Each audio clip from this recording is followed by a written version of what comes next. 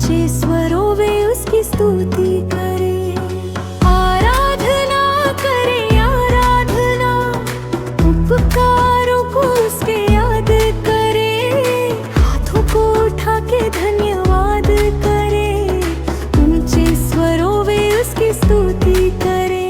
Hallelujah hallelujah hallelujah hallelujah hallelujah hallelujah hallelujah hallelujah hallelujah hallelujah hallelujah hallelujah hallelujah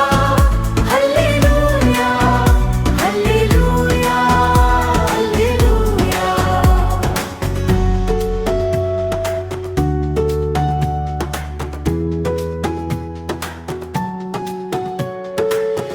Yeshu के लहू ने रोगों से जगाई दी।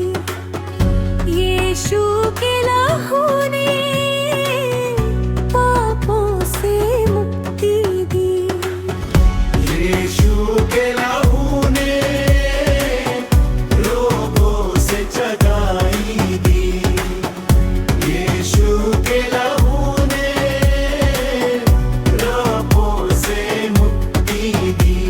संभालता मुझे अपने हाथों से, संभालता मुझे अपने हाथों से।